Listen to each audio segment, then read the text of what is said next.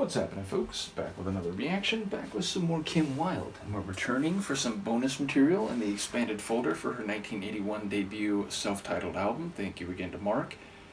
And the first of these tracks is Shane. It's a male name.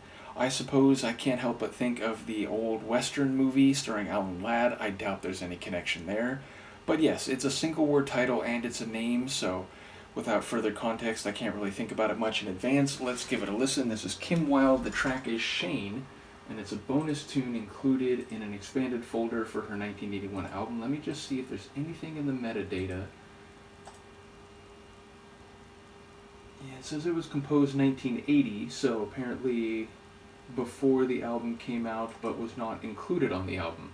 So here we go, Kim Wilde, Shane.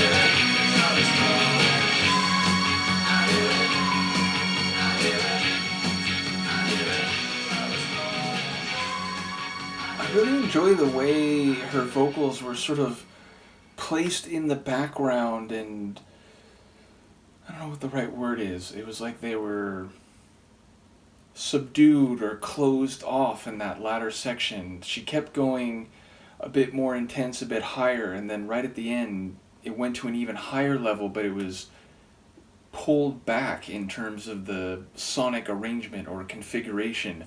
And I enjoy lots of the little sonic details. There were some really nice organ chords, and then there was like a synth that like really pushed up high, and then there was that energetic guitar groove, which I really noticed at the end. Lots of drum flourishes and fills and dynamic rhythmic transitional beats from measure to measure.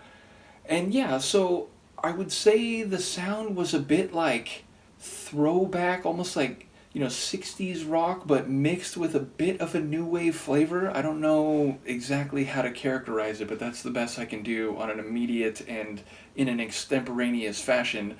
I will say, I think maybe there was a connection to the film Shane. Certainly, she starts by talking about seeing a gunfight under the dusty western sky and saying, like, can you hear me calling to you, Shane? And I'm thinking, I believe at the end of the movie, what is it, Brandon to Wilde?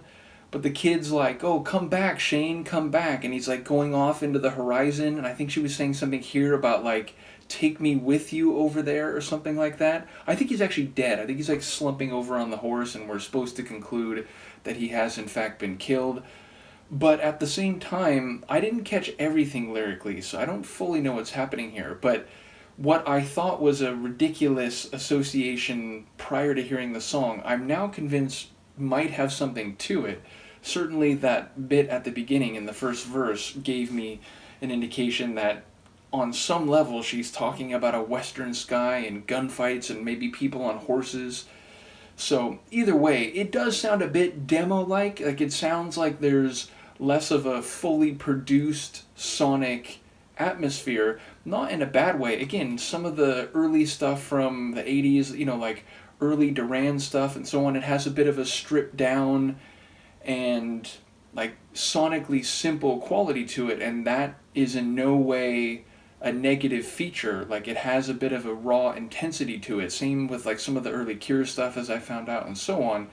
But yes, ultimately it did have a bit of a like work in progress feel sonically, even if I liked a lot of the ingredients. So yeah, an interesting one, and I'll be curious to hear Mark and others who may have some insight talk about the themes and the lyrics. But yeah, a cool tune, and admittedly there was a lot of variety on the album proper, so it doesn't surprise me that there might have been some tracks that they explored some different sounds, and then in the end, maybe because of label limitations or just the sheer minute length limitation of a record, they decided to keep some of them as, either B-sides or just, on the shelf anyway.